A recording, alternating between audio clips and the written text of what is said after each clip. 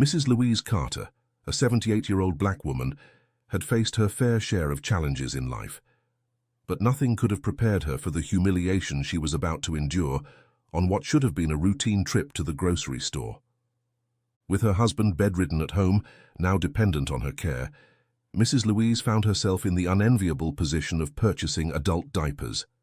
As she approached the checkout, her heart racing with anxiety, she couldn't have known that a police officer in line behind her was about to turn her simple errand into a public spectacle of cruel jokes and mockery. In that moment of humiliation, when all seemed lost, an unexpected hero emerged. Before we dive in, comment below where you're watching or listening from today, and if you enjoy this gripping story, don't forget to subscribe. The soft glow of the morning sun filtered through the worn, faded curtains of Mrs. Louise's modest living room. At 78 years old, she moved with a deliberate slowness, her joints creaking in protest as she prepared for her weekly trip to the grocery store. She stood before a small mirror, adjusting her practical, faded dress, a relic from a time when things were different, when life hadn't yet dealt its harshest blows. Mrs. Louise's gaze drifted to the crumpled piece of paper in her hand, a shopping list scrawled in shaky handwriting. Her eyes lingered on the last item, adult diapers. A familiar weight settled in her chest, a mixture of dread and resignation that had become as much a part of her routine as the shopping itself. She turned, her eyes falling on the figure of her husband, Mr. Carter, lying motionless in the bed that now dominated their living room. Once a proud soldier, strong and vibrant, he now lay trapped in a body that had betrayed him. A spinal cord injury during his service had left him partially paralyzed, dependent on round-the-clock care that Mrs. Louise provided with unwavering devotion. Beside the bed, a nightstand held the necessities of their new life, a bottle of medication, a half-empty glass of water, and a pack of adult diapers. Mrs. Louise's eyes lingered on the diapers, her face a canvas of conflicting emotions, love, duty, exhaustion, and a flicker of something deeper, more painful. She approached the bed, her steps slow and measured. "I'm heading to the store now, Carter," she said softly, her voice carrying the warmth of decades of companionship. Mr. Carter's eyes, still sharp and alert despite his immobile body, met hers. He couldn't speak, but his gaze conveyed a depth of emotion that words could never capture. Gratitude, love, and a profound sadness for the burden he had become. Mrs. Louise leaned down, pressing a gentle kiss to his forehead. "I won't be long," she promised, her hand lingering on his cheek for a moment, before she straightened up, wincing slightly at the protest in her back. As she gathered her worn purse and the reusable shopping bags that had seen better days, Mrs. Louise paused at the door. The thought of the trip ahead, of the looks she might receive, of the whispers and stares, made her want to retreat back into the safety of their home. But the need was real, and Carter depended on her. Taking a deep breath, she squared her shoulders and opened the door. The weight of responsibility settled around her like a familiar, if unwelcome, cloak as she stepped out into the world, leaving the sanctuary of their home behind. The bell above the door chimed softly as Mrs. Louise entered Simmons' grocery, a fixture in their small town for as long as anyone could remember. The store, with its narrow aisles and slightly musty smell, was a testament to a bygone era, much like Mrs. Louise herself. She nodded politely at the cashier behind the counter, a young man whose indifferent gaze barely registered her presence. Mrs. Louise was used to this invisibility. It came with age, she supposed, a gradual fading from the world's notice. Her steps were slow, partly due to the arthritis that had taken up residence in her knees, but also from a desire to remain unnoticed. She knew the layout of the store by heart, could navigate its aisles with her eyes closed if need be. But today, as always, her path to the hygiene aisle felt like a walk of shame. As she approached the dreaded section, Mrs. Louise's eyes darted around, checking to see if anyone was watching. The store was relatively empty at this hour, just a few other early morning shoppers going about their business. Still, she couldn't shake the feeling of being observed, judged. Her hand trembled slightly as she reached for the pack of adult diapers. The plastic crinkled loudly in the quiet aisle, and Mrs. Louise winced, sure that the sound would draw attention. She quickly clutched the package to her chest, as if hiding it could somehow erase its existence or the need for it. The weight of the package in her arms was nothing compared to the weight in her heart. Each step towards the checkout felt like an eternity, a gauntlet of imagined stares and whispers. She kept her eyes down, avoiding contact with the few other shoppers she passed. As she neared the front of the store, Mrs. Louise allowed herself a small sigh of relief. Soon, this part would be over. Soon, she could return to the safety of home, to Carter, where the outside world and its judgments couldn't reach them. But as she approached the checkout line, a knot formed in her stomach. There were more people here waiting in line, idly chatting. Mrs. Louise took her place at the end of the line, her arms tightening around the package she carried, wishing she could disappear into the worn linoleum floor beneath her feet. The line inched forward slowly, each moment an exercise in vulnerability. Mrs. Louise kept her gaze fixed on the floor, counting the scuff marks on the tiles, anything to avoid meeting the eyes of those around her. She was so close now, just a few more minutes and she could escape. But fate, it seemed, had other plans. As Mrs. Louise neared the front of the line, a booming voice cut through the quiet murmur of the store, shattering her hope for an unremarkable exit. The voice belonged to a police officer, his uniform crisp and authoritative, standing just a few places behind Mrs. Louise in line. He was chatting amicably with another customer, his voice carrying easily in the confined space of the store.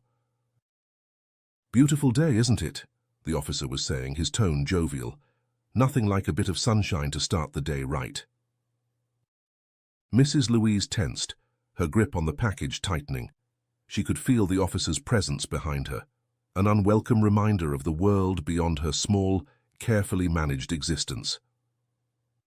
As she inched closer to the checkout counter, Mrs. Louise became acutely aware of the package in her arms.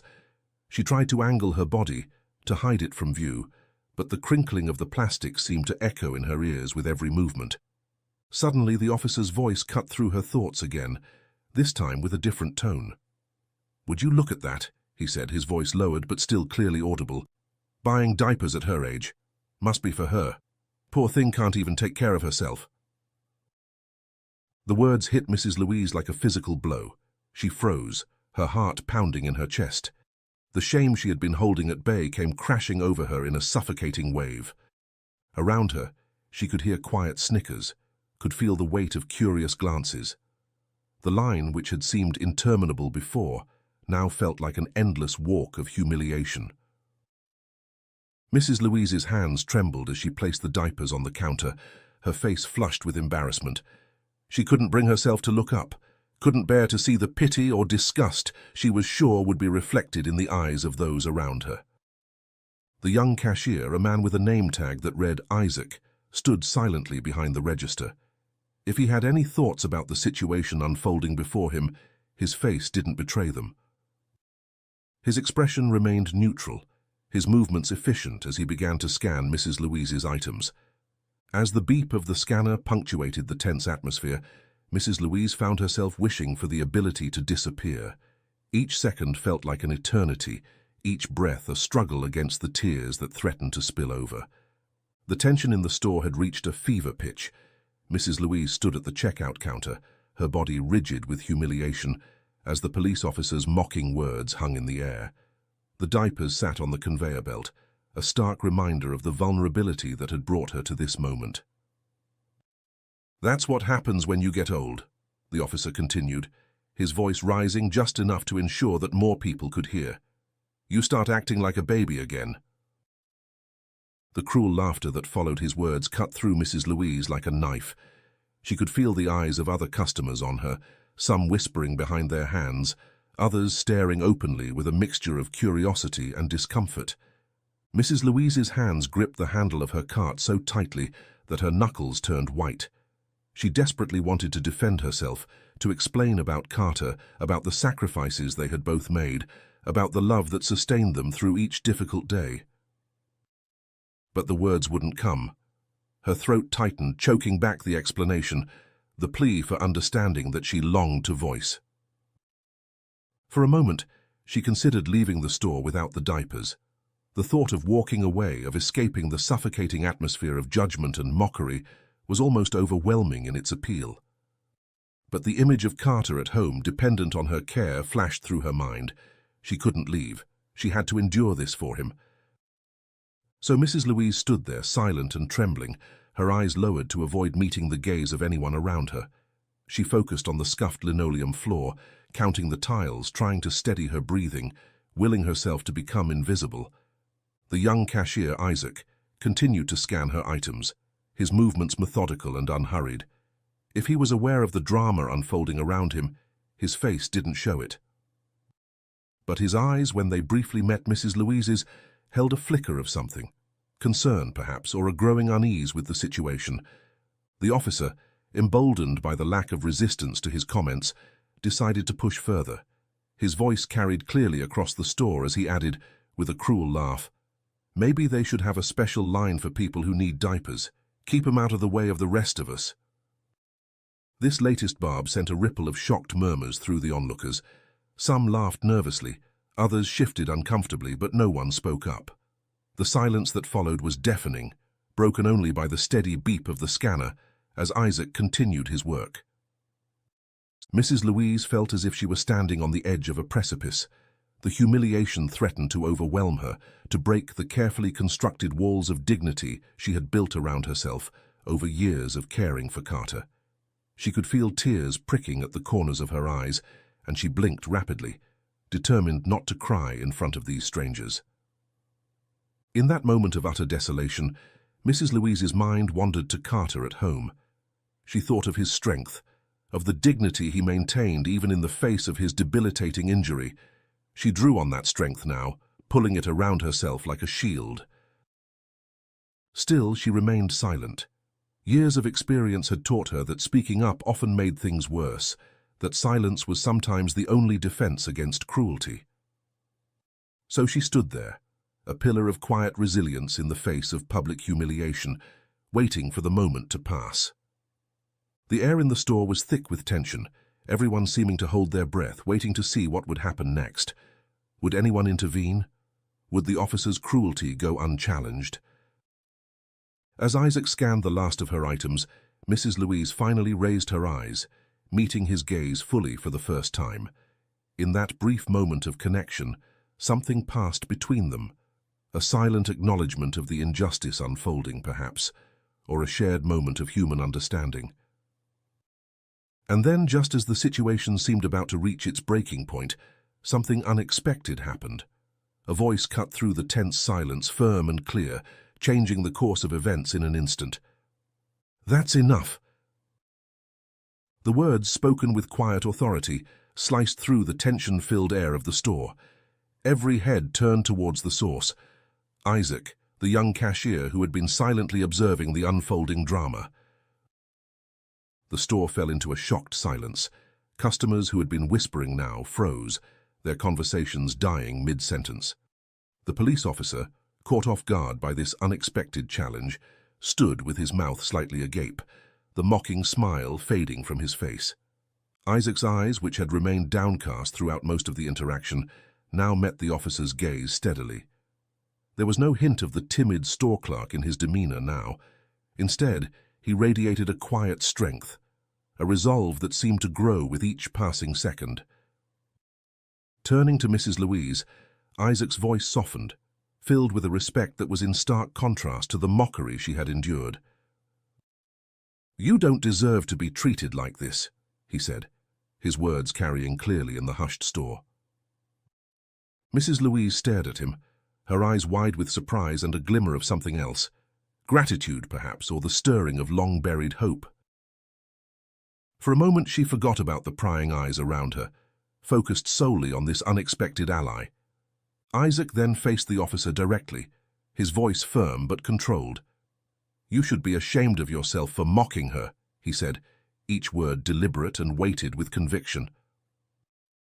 The police officer, visibly stunned by this turn of events, opened his mouth to respond. But something in Isaac's unwavering gaze caused him to hesitate. The authority he had wielded so carelessly moments ago seemed to waver in the face of this young man's moral stand. The silence stretched on, heavy with unspoken tensions. Other customers watched the scene with a mixture of awe and discomfort, unsure of how to react to this unexpected confrontation between a lowly store clerk and a uniformed officer of the law. Mrs. Louise stood frozen, her hands still gripping her cart, hardly daring to breathe. She had come to the store expecting, at best, indifference. To be defended so openly, so passionately, was beyond anything she could have imagined. As the standoff continued, the atmosphere in the store began to shift. Whispers started up again, but this time they were tinged with a different emotion. Some customers nodded approvingly at Isaac, while others cast disapproving glances at the officer. The officer, his face now flushed with a mixture of anger and embarrassment, crossed his arms defensively. "You can't talk to me like that," he sputtered, trying to regain his authoritative stance. "Do you know who I am?" Isaac didn't flinch. His voice remained calm but firm as he replied, "I know exactly who you are. You're someone who should be protecting and serving the community, not bullying its most vulnerable members." A collective gasp went through the onlookers. It was rare to see anyone, let alone a young store clerk, stand up to a police officer in such a manner. Mrs. Louise, still rooted to the spot, felt a warm rush of emotion. Tears pricked at her eyes again. But this time they weren't from shame or humiliation. For the first time in what felt like ages, she felt seen, truly seen, as a person worthy of respect and dignity. The officer, clearly unused to being challenged, especially by someone he perceived as beneath his station, struggled to formulate a response. His mouth opened and closed several times, but no words came out. In the tense silence that followed, the sound of approaching footsteps drew everyone's attention. The store manager, a middle-aged man with a nervous energy about him, hurried towards the scene. "What's going on here?" the manager asked, his voice strained as he looked between the officer, Isaac, and Mrs. Louise. His eyes darted nervously from one face to another, clearly aware of the tension but unsure of its source. The officer, seizing the opportunity to reassert his authority, spoke up first. His voice was filled with indignation as he pointed an accusing finger at Isaac. "You need to control your staff," he declared. "This one here decided to insult me in front of the whole store. If this is how you let your employees behave, I won't be coming back here again." The manager's face paled visibly at the threat. He stammered slightly. I'm sure there's been a misunderstanding." His gaze flickered uncertainly between the officer and Isaac, the conflict between keeping an important customer happy and supporting his employee clear on his face. Before the manager could continue, the officer waved his hand dismissively. "Forget it," he snapped. "I'll make sure everyone knows how this store treats its customers." With that, he turned on his heel and stormed out of the store, throwing one last glare at Isaac as he left. In the wake of the officer's dramatic exit, a heavy silence fell over the store. The manager stood frozen for a moment, watching the officer leave, before slowly turning back to face Isaac and Mrs. Louise. The conflict was written clearly on his face, relief at the officer's departure, warring with concern over the potential consequences of the confrontation. Mrs. Louise, who had remained silent throughout the exchange, suddenly felt the weight of the situation. She had come here for a simple errand, and now she found herself at the center of a storm. Guilt washed over her as she realized that Isaac might face repercussions for defending her. "I'm so sorry," she began, her voice quavering slightly. "I never meant to cause any trouble." Isaac turned to her, his face softening. "You have nothing to apologize for, ma'am," he said gently. "You did nothing wrong." The manager, seeming to remember himself, cleared his throat. "Mrs. Louise," he said, his voice taking on a placating tone, "please finish your shopping. Your items are on the house today." Mrs. Louise opened her mouth to protest, but the manager held up a hand. "I insist," he said, forcing a smile that didn't quite reach his eyes. As Mrs. Louise gathered her bags, including the package of adult diapers that had sparked the entire incident, She couldn't help but notice the tense exchange of looks between Isaac and the manager. A knot formed in her stomach as she realized that this incident was far from over. With a last grateful look at Isaac, Mrs. Louise made her way out of the store. The sunlight outside seemed harsh after the fluorescent lighting of the store, and she blinked rapidly, trying to adjust. As she began her walk home, her mind whirled with the events of the morning. The humiliation she had felt earlier had been replaced by a complex mix of emotions: gratitude towards Isaac, worry about the consequences he might face, and a lingering sense of shame that her presence had caused such a disturbance. As she walked, clutching her bags close, Mrs. Louise found herself hoping that she would see Isaac again, if only to properly thank him for his kindness. Little did she know that fate had much more in store for both of them. The familiar sight of her modest home came into view, and Mrs. Louise felt a wave of relief wash over her. She climbed the few steps to her porch, each one a reminder of the day's ordeal, and fumbled with her keys to unlock the door. Once inside, Mrs. Louise took a moment to catch her breath. She set her bags down gently by the door and made her way to the living room, where Mr. Carter's hospital bed occupied a central space. The sun was setting, casting long shadows across the worn carpet. With a soft sigh, she settled into her favorite armchair, positioned next to Mr. Carter's bed. Her hands folded in her lap as she turned to her husband, ready to recount the day's events. "Oh, Carter," she sighed, her voice tinged with a mixture of emotions. "You wouldn't believe what happened at the store today." Mr. Carter's eyes, still sharp and alert despite his immobile body, focused on her intently. Though he couldn't speak, years of marriage had given them a way of communicating that transcended words. His gaze encouraged her to continue, filled with curiosity and concern. Mrs. Louise leaned forward slightly, her voice lowering as if she were sharing a secret. "There was this young man at the checkout," she began, "a cashier named Isaac. He stood up for me, Carter. When everyone else was silent, when that officer was mocking me, Isaac spoke up." As she detailed the confrontation, Mrs. Louise's voice trembled with remembered emotion.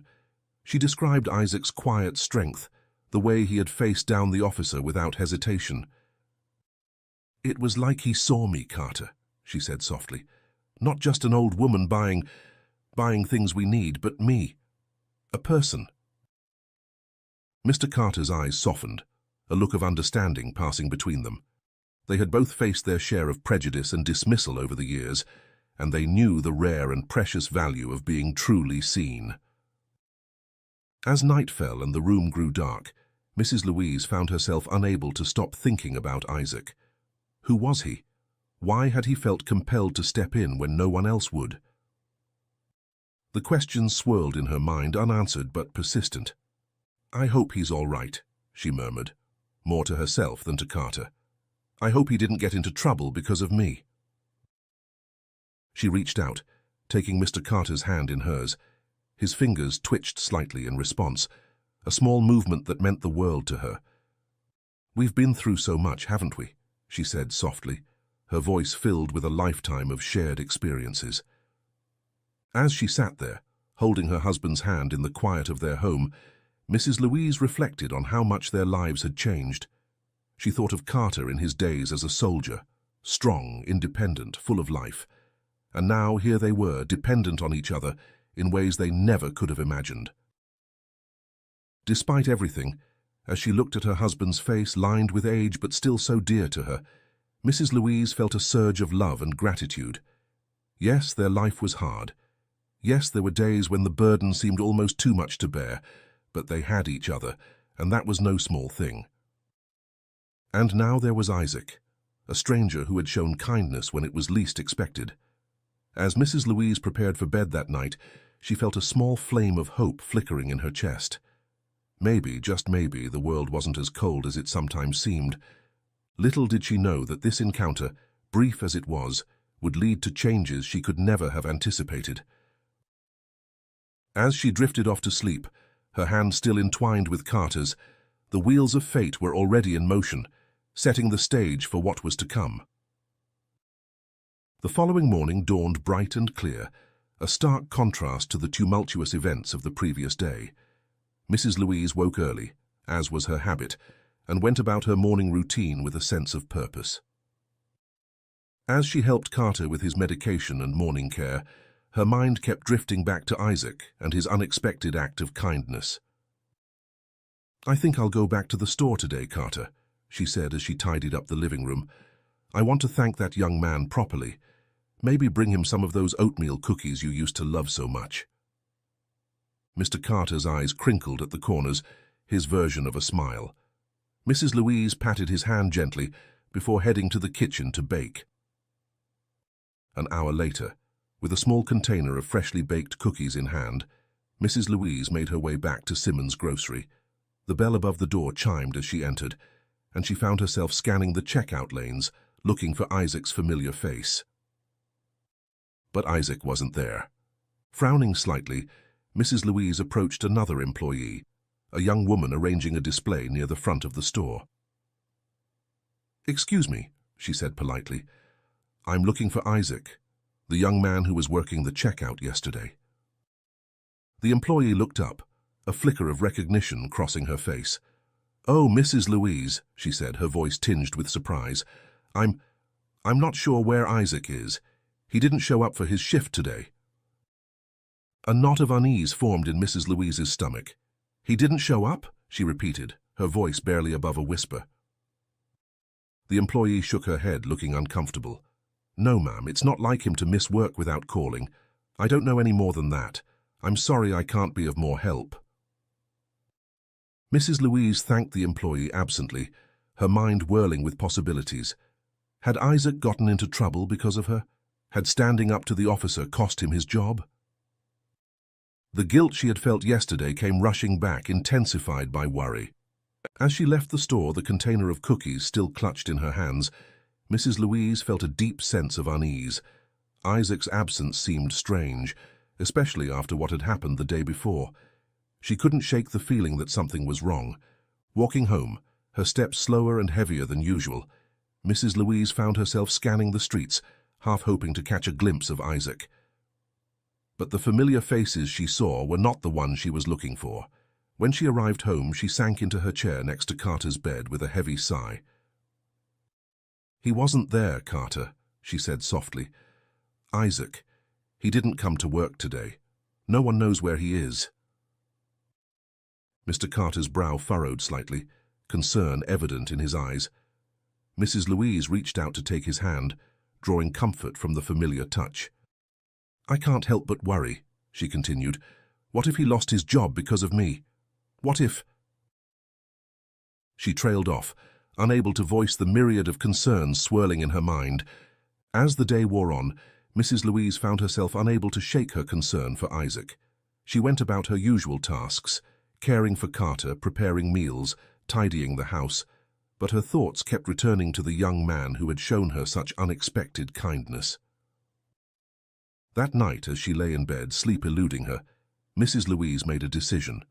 She would go back to the store tomorrow, and the day after, if necessary. She would find out what had happened to Isaac. It was the least she could do for someone who had risked so much to defend her dignity. Little did Mrs. Louise know that her path and Isaac's were about to intersect again, in a way that would change both their lives forever. Several days passed, each one marked by Mrs. Louise's increasingly worried visits to the grocery store. Each time, she was met with the same response. Isaac hadn't returned to work, and no one seemed to know where he was. The manager, when she finally managed to speak with him, was evasive, muttering about personnel matters and company policy. It was on a particularly warm afternoon, almost a week after the incident at the store, that fate intervened. Mrs. Louise had decided to take a different route home, her feet carrying her through the modest shopping district of their small town. The streets were busier than usual, filled with people enjoying the pleasant weather. As she walked, lost in thought, a figure on the sidewalk ahead caught her eye.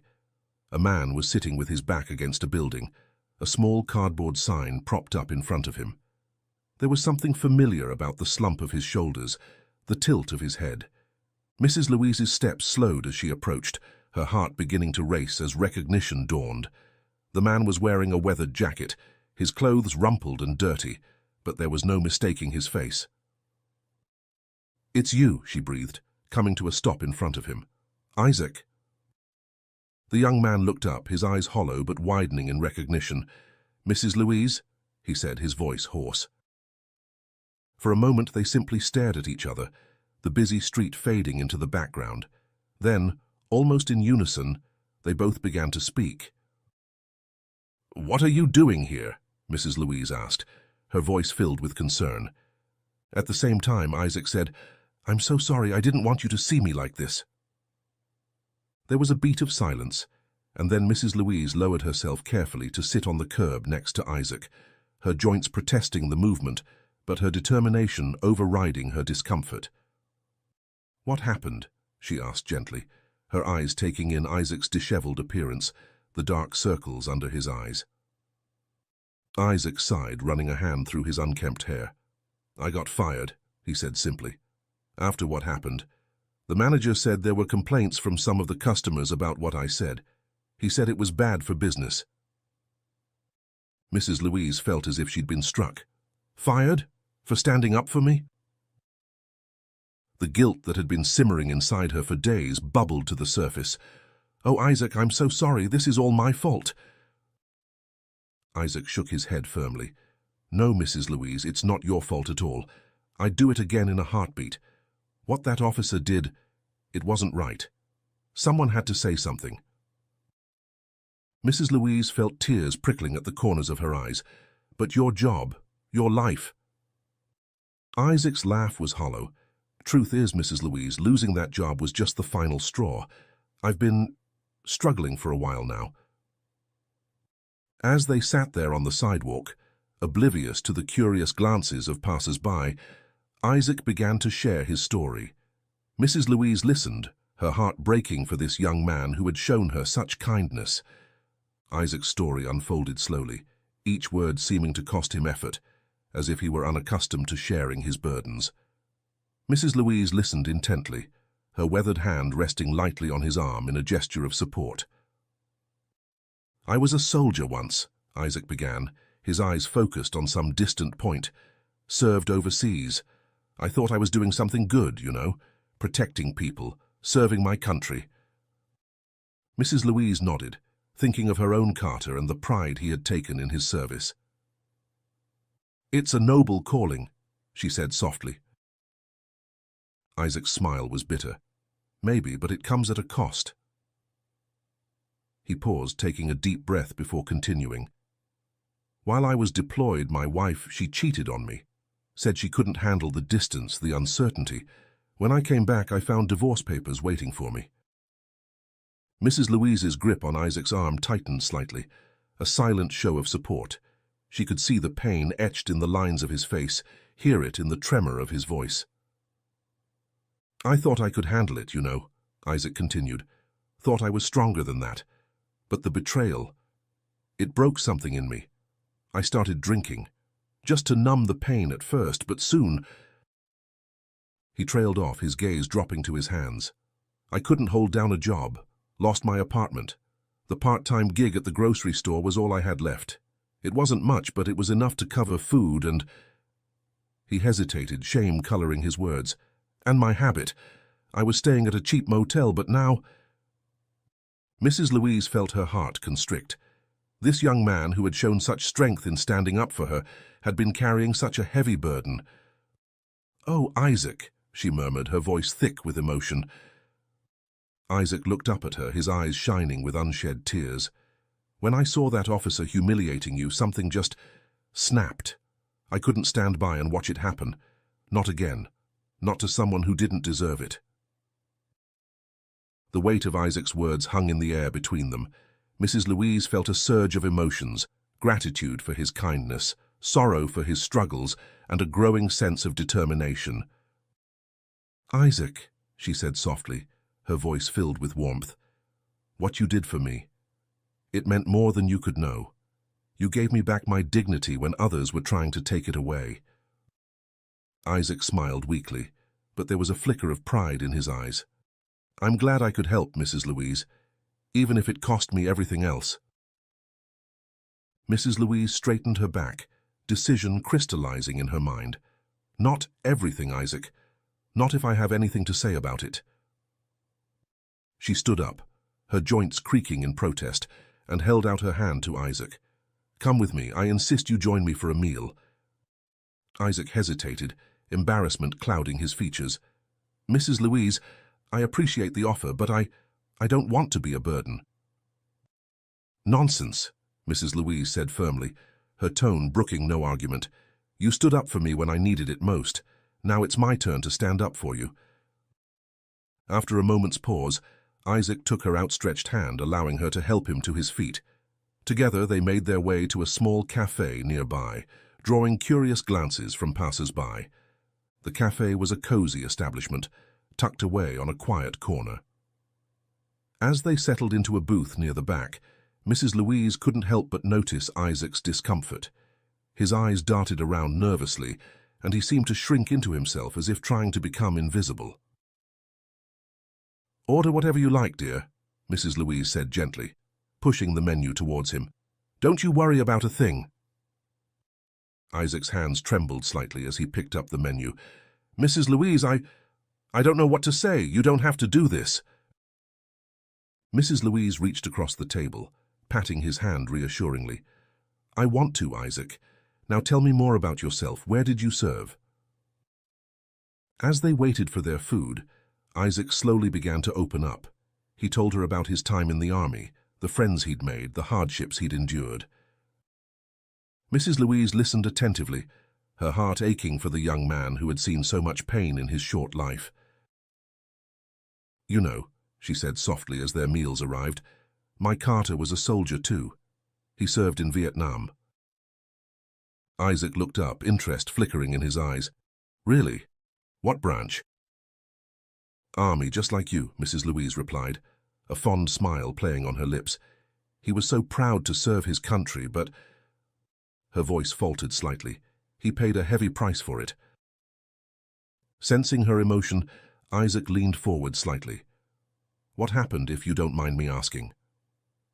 Mrs. Louise took a deep breath, steeling herself. She rarely spoke about Carter's condition to others, but something about Isaac's earnest gaze made her want to share. It was during his second tour, she began. There was an accident, a spinal cord injury. The doctors, they did what they could, but Carter was left partially paralyzed. Her voice trembled slightly as she continued. Over the years it's gotten worse. Now he needs constant care. That's why I was buying those diapers at the store. Understanding dawned in Isaac's eyes. Mrs. Louise, I had no idea. I'm so sorry. She shook her head, a small smile gracing her features. Don't be sorry, dear. Carter and I, we've had a good life together. It's not the one we planned, but it's ours. We face each day together, and that's what matters. As they continued to talk, a bond began to form between them. Isaac shared more about his struggles with addiction and homelessness, while Mrs. Louise spoke of the challenges of being a full-time caregiver. Despite the vast differences in their ages and experiences, they found common ground in their shared experiences of hardship and resilience. As the meal came to an end, Mrs. Louise made a decision. Isaac, she said, her voice firm but kind, I want you to come home with me. Meet Carter. We have a spare room, and I think we could help each other. Isaac's eyes widened in surprise. Mrs. Louise, I couldn't possibly. You've already done so much. Nonsense, she replied, her tone leaving no room for argument. You need a place to stay, and frankly, I could use an extra pair of hands around the house. It's not charity, Isaac. It's what decent folks do for each other. For a moment, Isaac was silent, overwhelmed by the unexpected kindness. Then, slowly, he nodded. Thank you, Mrs. Louise. I don't know what to say. Mrs. Louise smiled, reaching out to pat his hand once more. You don't have to say anything, dear. Just come home with me. Let's see where this new chapter takes us. As they left the cafe together, Mrs. Louise felt a warmth in her heart that had been absent for too long. She didn't know what the future held, but she knew that somehow things were about to change for the better. As Mrs. Louise and Isaac made their way to her home, Mrs. Louise couldn't help but notice Isaac's nervousness. His eyes darted around, taking in the modest houses lining the street, his hands fidgeting with the hem of his worn jacket.